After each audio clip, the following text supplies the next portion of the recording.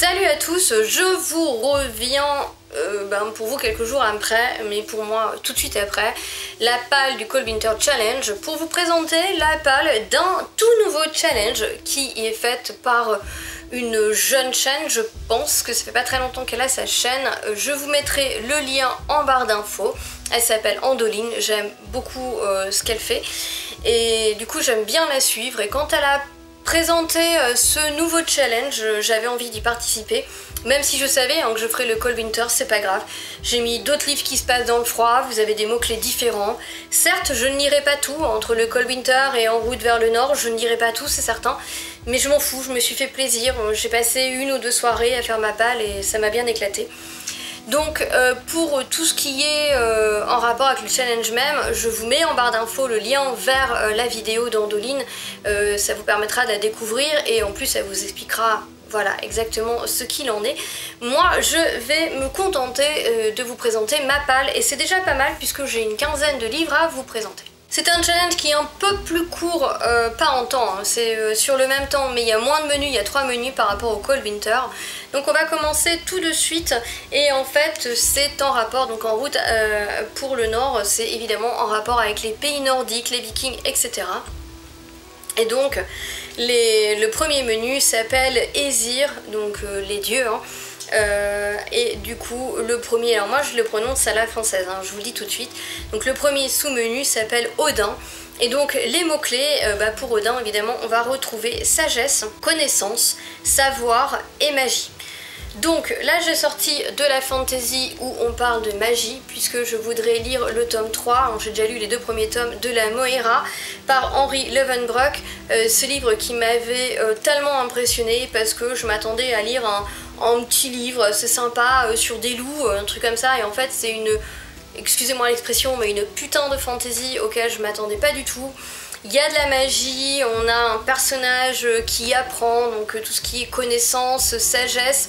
Ici on y parle de druide et d'une élue, en fait, le Salmid Danar, l'élu des druides, donc vraiment dans tout ce qui est sagesse, connaissance et tout, je pense qu'on est pas mal, ça me ferait lire une fin de saga.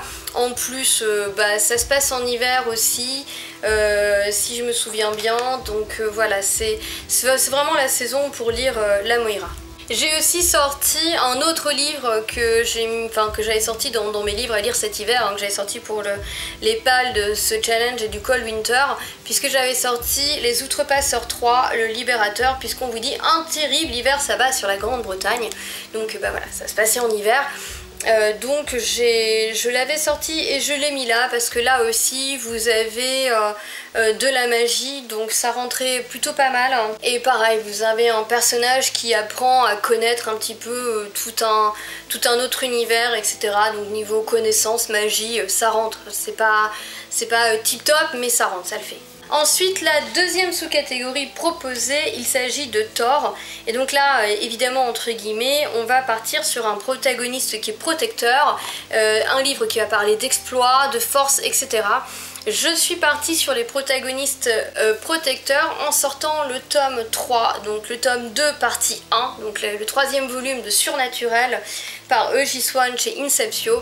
J'adore cette série, et là en fait vous êtes dans un monde parallèle au nôtre où va débarquer la jeune Evalina qui a perdu ses parents et qui va se rendre compte qu'elle est une surnaturelle. Les surnaturels, c'est un petit peu, moi ça me fait penser aux Shadowhunters, donc la série, pas forcément les bouquins, mais au niveau ambiance à la série Shadowhunters, puisque les surnaturels ont des pouvoirs et ils sont là pour protéger les humains classiques. Donc là on est vraiment dans le protagoniste protecteur, et puis niveau exploit et force ça rentre aussi pas mal parce que franchement il leur arrive pas mal de choses. Donc voilà, j'avais très envie de lire cette suite de saga, donc c'était vraiment, ça rentrait à la perfection, donc ça me va bien. Donc oui, par contre je ne sors pas forcément des lectures en rapport avec les pays nordiques parce que j'en ai pas forcément. J'ai pas grand chose sur la Norvège, j'ai rien sur les vikings ni rien. Donc je pense suivre Andoline de très près pendant ce challenge parce que je sais qu'elle va sortir des choses qui ont rapport avec le Nord et ça pourra probablement me faire découvrir des lectures. Donc pour en revenir à nos moutons, le troisième sous-menu c'est Heimdall. Donc là on parle gardien, voyage, aventure. Donc voyage, aventure, j'ai sorti Steam Sailors, l'héliotrope, donc c'est le tome 1 par E.S. Green chez Gulfstream Éditeur. Ici vous êtes dans une sorte de monde post-apo où en fait tout est le monde est éclaté en arches un peu comme la peste miroir. Vous avez le haut monde et vous avez le bas monde. Et dans le temps, apparemment, il y avait les alchimistes qui avaient des inventions merveilleuses, de la magie, etc. Et ils ont été réduits en cendres par les industriels. On va suivre dans ce contexte le personnage de Prudence qui, une nuit, va voir son village attaqué et elle va être enlevée par des pirates de l'air, donc emportée sur l'héliotrope qui doit être là, qui donc est un bateau, c'est des pirates de l'air. Et les pirates vont lui dire qu'ils détiennent un indice menant à une série de clés disséminées dans le monde qui permettrait de retrouver la cité des alchimistes. Donc là, eh ben, on va voyager, c'est certain, on va partir à l'aventure, c'est certain aussi, parce que voilà, je pense que là, niveau voyage, exploration, aventure, on peut pas faire mieux. C'est un livre qui est magnifique, hein. Franchement, je ne sais pas, il y a au moins 3 tomes de sortie, hein. Et je crois que c'est une série en 3 tomes, donc à mon avis elle est finie ou peu s'en faut. Donc le dernier sous-menu de ce premier menu c'est Idun. Alors moi je connais sous le nom d'Iduna, mais je crois que c'est Idun, Iduna, c'est le même, puisque c'est le prénom de la sœur de Yazos qui brille par son absence aujourd'hui. Mais donc oui, j'avais donné à la sœur de Yazos le prénom d'Iduna. Et donc là on y parle immortalité, larcin et pomme. Alors pomme c'était sympa parce que pomme vous pouvez partir avec Adam et Ève, on pouvait partir avec Blanche-Neige et tout, mais j'avais rien. Par contre larcin ça m'a parlé et immortalité aussi. Donc pour immortalité j'ai très simplement sorti l'or. J'ai pas été très originale, on entend beaucoup parler en ce moment. Le nouveau Alexandra Bracken chez De Saxus, ce livre qui fait un peu polémique parce que soit il plaît pas. Je sais qu'on a le personnage de Méduse sur la couverture, faut oublier apparemment, Méduse on oublie. A priori elle est pas vraiment là. Et donc pourquoi je l'ai mis là? Parce que vous avez dû en entendre parler, hein, Lagod qui est une sorte de jeu meurtrier. Tous les 7 ans, vous avez des dieux, parce qu'ils ont offensé Zeus, qui sont condamnés à parcourir la terre en tant que mortels, et vous avez des espèces de familles de chasseurs qui essayent de tuer ces dieux pour s'approprier et leur pouvoir et leur immortalité. Voilà, c'est pour ça que je l'ai casé là. J'ai quand même hâte de le découvrir, même si j'ai vu des avis très bons mais d'autres très mitigés. Et puis question immortalité, on pouvait pas mieux faire puisqu'on a des persos qui essayent de tuer les autres pour trouver de l'immortalité. Après, larcin, ça m'a bien plu. Alors du coup, j'ai sorti Four Dead Queens par Astrid... Scholt, j'en sais rien. Pourquoi est-ce que j'ai sorti Four Dead Queens? Parce qu'ici, Kerali, qui est notre personnage principal, est voilà, la plus habile voleuse du royaume. Et voilà, donc larcin, je trouve que c'était pas mal. Sauf qu'un jour, apparemment, elle va voler ce qu'elle aurait pas dû, et quand elle touche l'objet, elle va avoir une sorte de vision, je pense. Je sais pas trop comment ça se passe, mais en tout cas, elle va apprendre que les 4 reines qu'on voit là, aux 4 angles des couvertures, les 4 reines Kadara ont été assassinées et du coup Kerali se dit qu'elle pourrait faire quelque chose de cette info, donc elle a bien l'intention d'aller au palais pour échanger ces informations contre une récompense. Voilà. Bon, sauf que visiblement je pense que ça va pas être aussi facile que ça pour elle, sinon il y aurait pas de livre, mais en tout cas ça me botte bien et ça correspond tout à fait à larcin. Donc ensuite le deuxième menu c'est revivre les légendes, et là vous allez voir on est dans des trucs qui changent. Enfin, déjà je trouve que le premier menu il change vachement de ce qu'on voit d'habitude. Alors gardien, voyage, aventure peut-être pas, mais larcin, pomme, immortalité j'aime bien. Et là revivre les légendes avec le premier sous-menu dont j'ai oublié le nom, je l'ai pas noté.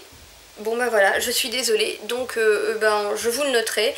Et en tout cas, les mots-clés, c'est abbaye, vieille pierre et historique. Donc je sais pas, je trouvais que c'était super sympa comme thème aussi. Et moi je me suis penchée sur historique et j'ai sorti les tomes 2 de L'âme du cardinal, l'alchimiste des ombres. C'est par Pierre Pével, pardon, et c'est chez Folio SF. Ici on est dans une sorte d'Uchronie, on est sous Richelieu. En tout cas c'est un roman de cap et d'épée, à cela près que les dragons existent. Et du coup on va suivre le personnage de Lafargue et ses lames du cardinal qui vont reprendre du service. Et voilà, apparemment ils partent dans une nouvelle aventure. J'ai plus les détails du premier tome. Je me souviens que j'avais beaucoup aimé, mais que je m'attendais à ce que les dragons soient plus présents. Et que sur le coup ça m'avait un petit peu déçue. Donc c'est pareil, maintenant que je sais qu'ils sont peut-être un peu moins présents que ce que je croyais, je vais lire avec plaisir, le lire pour ce qu'il est, c'est-à-dire un roman historique de cap et d'épée avec une pointe de fantastique et la magnifique plume de Pierre Pével. La deuxième catégorie de ce menu s'appelle Nantes 843. Donc tout ça, ça a à voir avec tout ce qui est viking et tout, on est bien d'accord. Hein. Et du coup, comme c'est Nantes 843, elle propose de sortir un livre qui parle de la France ou qui se passe en France, qui se passe dans l'Ouest, ou un livre avec des assauts. Du coup, moi j'ai choisi 2 livres qui ont comme thème la France. J'aurais pu choisir des livres sur la Normandie ou la Bretagne, c'est vrai, surtout que la Bretagne, à mon avis, je dois en avoir, mais là, je vais vous parler de Paris, plus ou moins, en tout cas, de Paris, puisque je vous ai sorti encore un Pierre Pével avec le 3e et dernier tome du Paris des Merveilles. Paris en 1900 à la belle époque, Paris uchronique encore une fois, puisque vous avez des fées, la tour Eiffel est en bois blanc, il y a des gnomes, etc. Et on suit le personnage de Griffon et l'autre c'est Isabelle qui mène toujours des enquêtes en fait dans les 2 premiers tomes. Donc en fait vous avez une sorte de fil conducteur, mais vous avez une enquête par tome, et là c'est le 3e et dernier tome de la trilogie. Donc Paris, on rentre très bien dans le mot-clé France. Autre livre, bah ouais, Vampiria, le tome 2, La Cour des Miracles par Victor Dixon dans la collection R. Là, vous êtes dans un roman vampirique qui vend du rêve, puisqu'on vous parle de Louis XIV et Versailles, qui est une grande passion chez moi, et de vampires, ce qui est une grande passion chez moi. Je ne pouvais qu'adhérer à ce concept que j'ai beaucoup aimé. J'adore le concept. Le seul truc que j'ai reproché au tome 1, c'est le personnage principal qui pour moi manque un peu d'honneur et de noblesse, mais bon voilà. Elle a vraiment pour but la vengeance et elle est un peu prête à tout, et c'est un peu ce que je reproche. N'empêche que ça se passe à Paris, vous avez Louis XIV qui en 1715 au lieu de mourir va se transformer en vampire, et vous êtes 300 ans plus tard. Il règne toujours, il a même annexé pas mal de pays, et finalement la France et les autres pays n'ont pas évolué comme ils ont évolué aujourd'hui, puisque vous avez toujours le personnage de Louis XIV sur le trône, et bon voilà, c'est pas forcément les personnages qui ont le plus envie d'évoluer. Donc vous êtes 300 ans plus tard, mais vous restez dans une France qui reste quand même la France de Louis XIV. C'est bien foutu, c'est super bien écrit, et encore une fois, le mot-clé France, on est super bien. À savoir que si ça vous intéresse, il y a, je ne sais plus dans quelle maison d'édition, un roman qui se passe en Normandie avec des berserkers. Si je le retrouve, je vous mettrai la couve là, mais ça peut être très sympa à lire aussi dans le thème. J'avais même failli l'acheter pour ce challenge en route vers le nord, et je me suis dit que j'avais quand même largement assez de livres, quoi, donc je l'ai pas fait.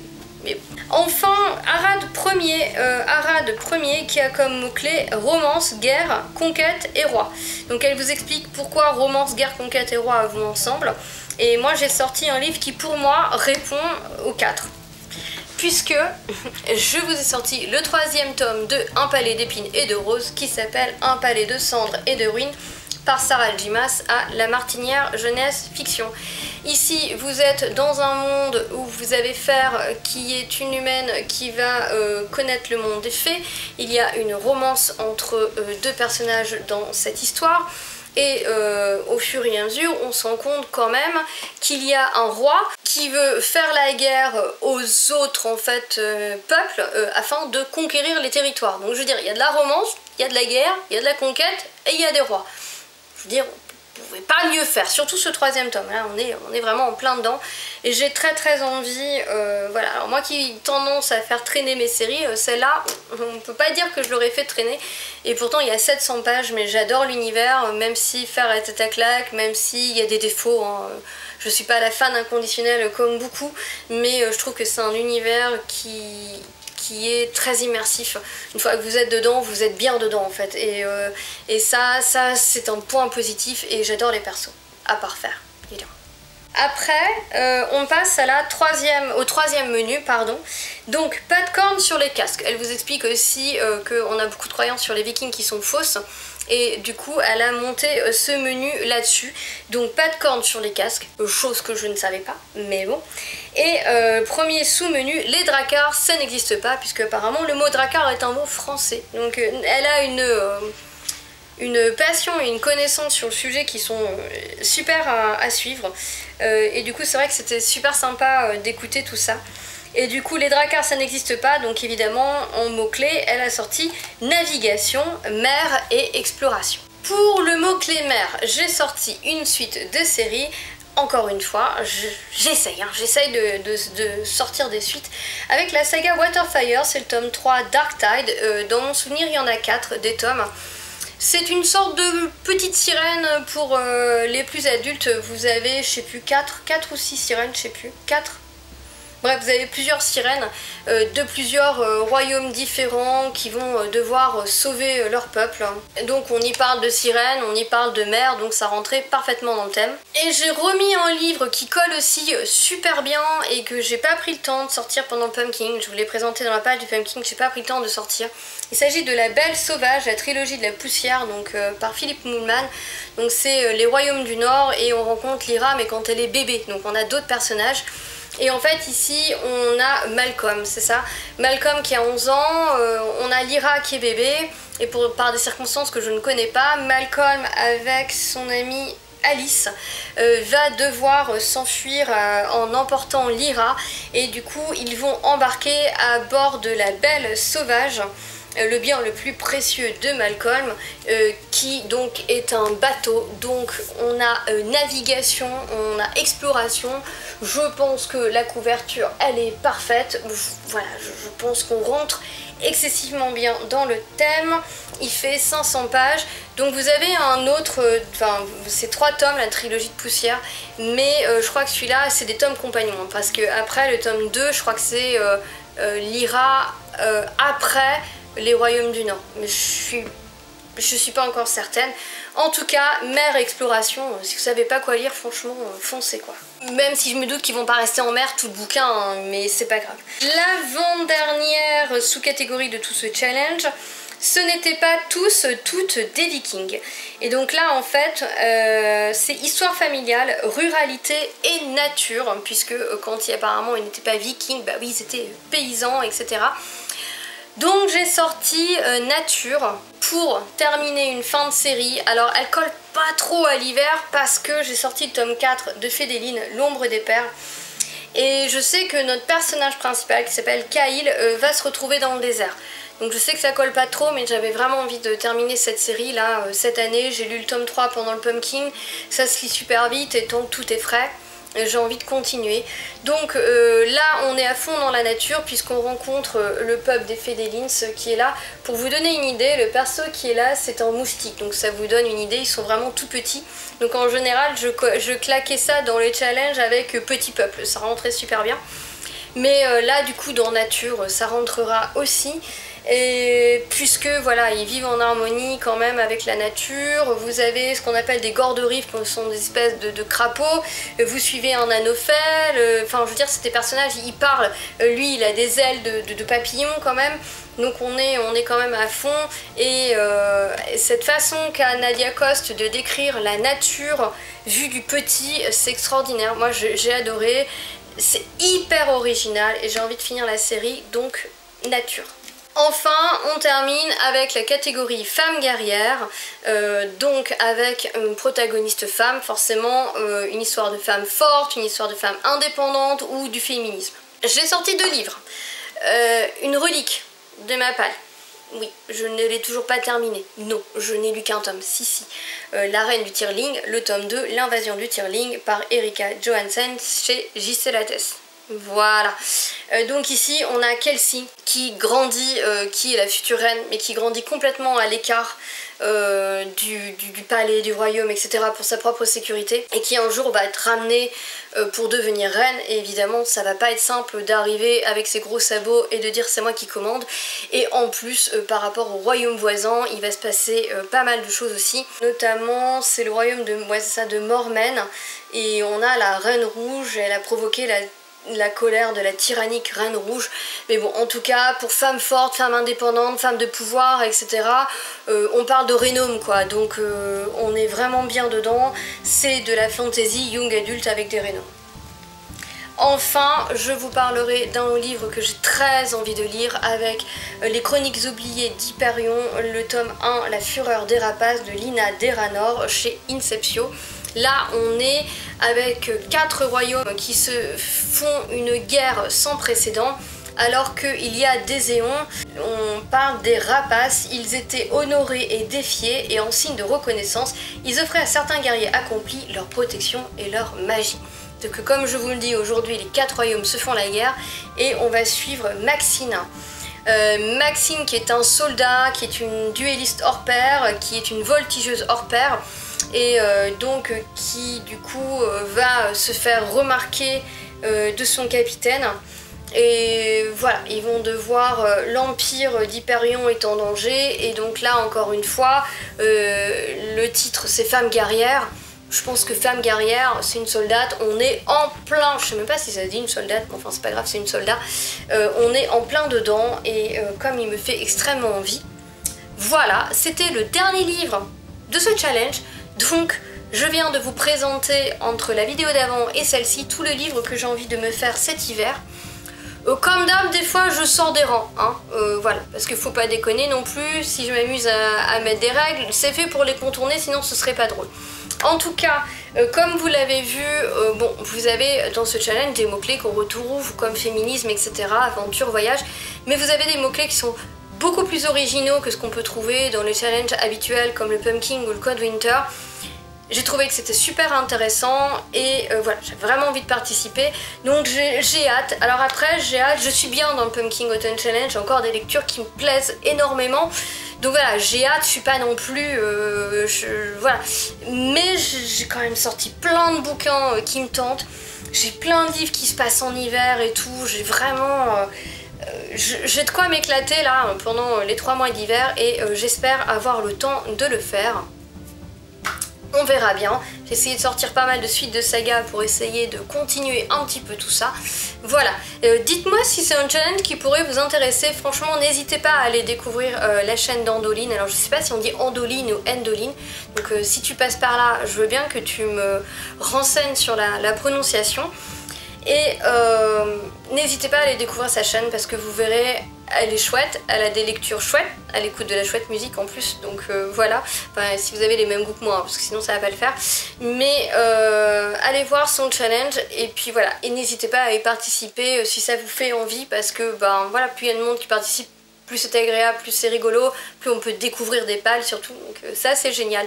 Et en tout cas, à toutes et à tous, je vous souhaite une excellente soirée, d'excellents challenges si vous en faites, d'excellentes lectures dans tous les cas, et je vous dis à bientôt. Bye bye!